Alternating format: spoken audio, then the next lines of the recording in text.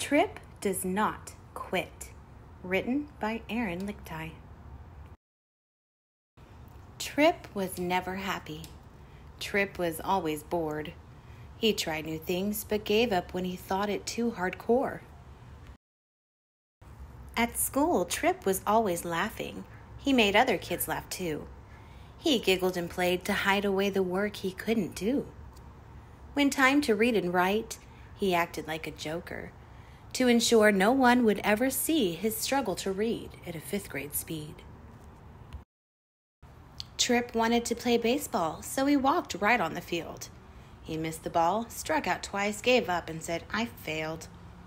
He told his mom baseball was boring and that it just was not for him.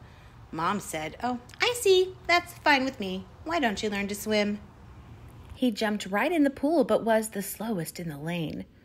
All out of breath, got up and left. He gave up once again. As Tripp was heading home, a boy ran up to him. Tripp recognized the boy from school, but they weren't even really friends. This boy was good at everything and almost always wins. He said his name was Alex. He'd seen Tripp give up before. He said to Tripp, "You can't just quit. If it seems too tough, practice enough to learn just how to do it. People said that I was fast, so I signed up to run track. But I always lost my sprinting match until I practiced, trained, and earned it. It takes time to learn new things, improve, and then deserve it. No one I have ever met had overnight success." Tripp simply kept on walking, and to Alex waved goodbye. Tripp went home to watch TV. He was feeling pretty sad.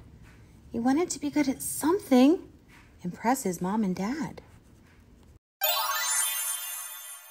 The next morning, Tripp awoke feeling all brand new. He had a dream. He was on TV with screaming, screeching fans. "Today," he said, "is the day I will search to find out what I can do." He peeked inside his toy box and gazed around his room. He quickly got a bright idea and knew just what to do. Tripp used to love magic and was really pretty good. When he was 6, kids could not resist his mysterious illusions. Now he just experiences straight-up cruel exclusion. "Go away. You make us want to snore. I don't want to watch your magic show. I'd rather do my chores." Tripp knew the basic magic, card tricks, tricks with coins, but these had all been seen before and had to be outdone. Tripp's performance would be tragic if he didn't think outside the box. He knew his act must be prolific to bring him to the top. Tripp knew practice made perfect and that it helps to set a goal. He needed a date and a stage to take. Tripp strode right down to the fair in town where he signed up to compete in the Tube TV talent show Jamboree. Without much time to spare, Tripp had to prepare for his grandiose performance.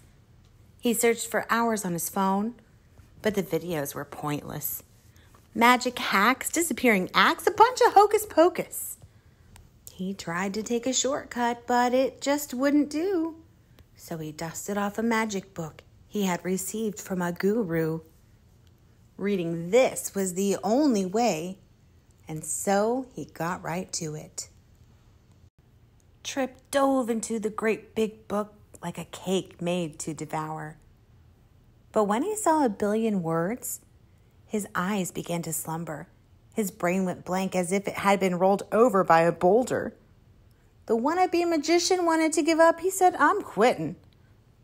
Reading is what stopped him. He hated it so much. Every time he read, those words just jumbled right on up. Words hard to pronounce, no meaning written in. It was like a foreign language, simply not for him.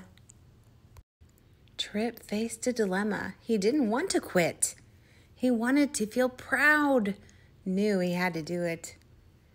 Tripp thought he'd ask his teacher for a little extra help, but when he stepped up to approach her, he simply chickened out. He thought she didn't like him, since he was always acting out. Later, after recess, as he was headed in the door, "Miss Letty, can you help me?" he blurted right on out. She gave a puzzled look, followed by a smile. See me at 3, room 215, after school tomorrow. Tripp met with Miss Leety 3 days of the week, working hard to sharpen up his reading skill techniques. Tripp was really proud. He was working on his dream. He hasn't quit. This is legit. He is going to succeed. 3 weeks until the show, Miss Leety said, "Tripp, you are intelligent, much smarter than you know." She told him it was time to study on his own. He didn't need her anymore, and he would do just fine. That very afternoon, when Tripp got home from school, he began to read his magic book, starting chapter 2. At first, he did just fine, was learning a new trick, but halfway in, his brain became overwhelmed again. He came across some words that made his whole head spin. He couldn't read it or define it. "That's it," he said. "The end." Back to his old ways, the book pushed to the ground when wearily it could be seen. The solution to his problem, sitting where he'd left his bag just barely sticking out. There it was, so gross, so grim. The dictionary he'd brought home with him. Oh, he loathed that thing. All those eerie words. Definition 1, 2, or 3, which one could it be? Context, tense, and parts of speech? Oh, it's not for me. A dictionary was the solution for his brain sludge revolution, because the thing that stopped his reading was just not knowing the meaning of the words that he was seeing. It was like speaking French or German, or trying to interpret an alien named Zerbrit. Took a lot more time, but Tripp did what his teacher told him when he came across a word that made his eyes start rolling. He searched that dictionary, and when he found each word, he jotted the translation, sometimes while rephrasing. Once he knew the meaning, he reread it in the sentence, and just like the magic that he practiced, voila, kaboom, he had it. Not so long ago, Tripp was reading very slow, seeming that once he found a meaning, he kept needing that dictionary to continue intervening. But eventually he noticed, as he was completing his big reading, was that the speeding in his reading was increasing. In his brain, it finally happened. A vocabulary expansion. Since he began defeating the trouble with word meanings, he noticed words would keep repeating. Except no longer was he needing intervening. He knew the meaning. The words he found ingrained his brain. Reading wasn't such a pain. Tripp was feeling great.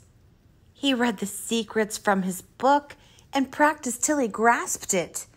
Just like Alex told him, you can't be the best if you simply rest. Work hard for your success. Tripp had set a mighty goal and took action to achieve it. Practice does make perfect. Tripp had finally earned it. He wowed the crowd. They clapped so loud. The talent show winner was not a quitter. Tripp bowed and waved farewell.